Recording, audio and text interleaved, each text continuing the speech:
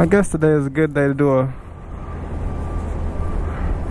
little review on the Fz-07. So we got 492 miles.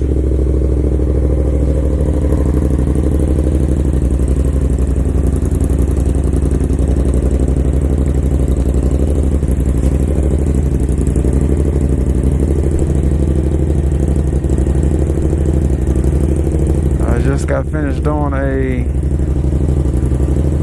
the little rear end delete thing.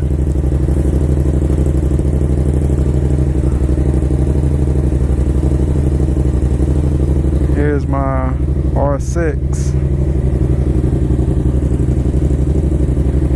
and then over there is my 1977 Honda CB750.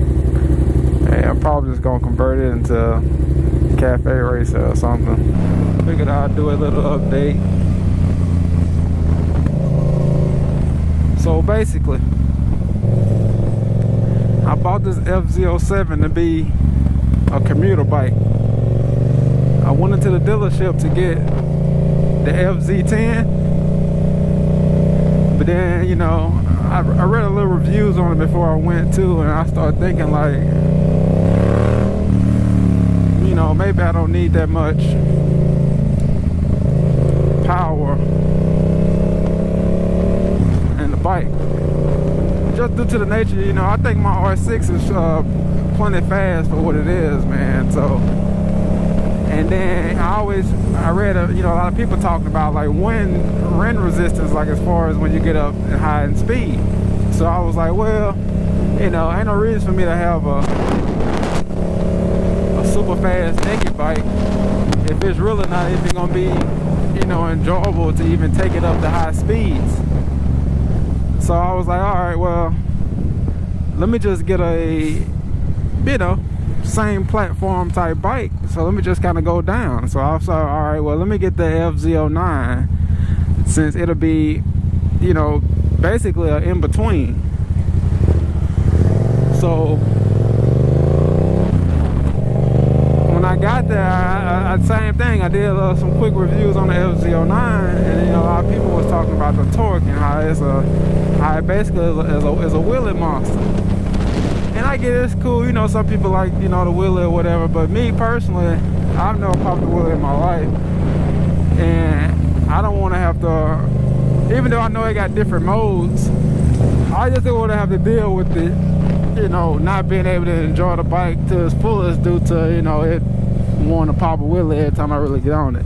So I said, all right, well, let me get an Fz-07. I mean, it seemed like this will fit the bill, because I really just wanted a commuter bike. So it's not like I wanted to go out and just get the baddest, you know, machine out there. So I got the Fz-07. And now, I haven't had it that long. I mean, like I say, I'm just gonna hit 500 miles. But for the little time that I have had it, if I can do it again, I would probably just go with the Fz-09 and deal with the, you know, the modes. I mean, at least you can kind of tailor to your riding style. And one of my biggest reasons for wanting to do that is the fact that for me, I do a lot of commuting highway. So most of the time when I'm on my bike, it's on the highway, and I usually go around 80 and 90 miles per hour most of the time. So I'm always in situations where I have to, you know, change lanes, or you know, whenever I have to pass somebody, I always have to downshift to even pass them. Hell, and even when I'm downshifting, you know, I feel like it takes too much for me to move how, I guess maybe how I'm used to, because on my R6, you know, I can, you know, pass traffic and stuff like how I want. But on this Fz-07, I feel like I have to do too much to do, like, you know, quick passes, or, you know, if I need to change lanes really quick.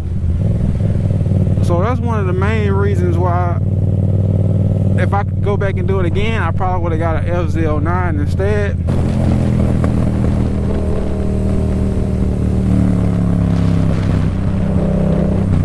These people are crazy, man. They just be walking out in the roads. I need to go get some gas. Listen to that shit, man.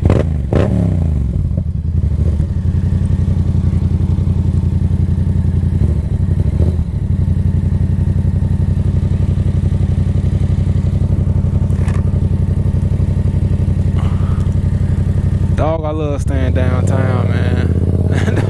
It just don't get no better, man. I just love the atmosphere and the vibe, man.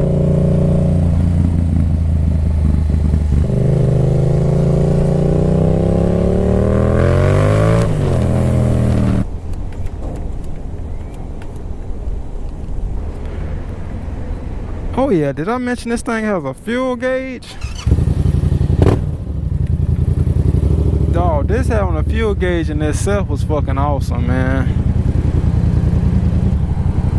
Having a fuel gauge was a game changer, man. Cause on my on my R6, dog, there is no gauge.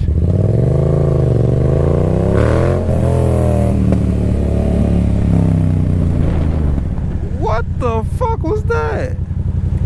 Dog, I know y'all just saw this front wheel come off this ground. I didn't even know this fucking thing can power wheelie. Oh shit.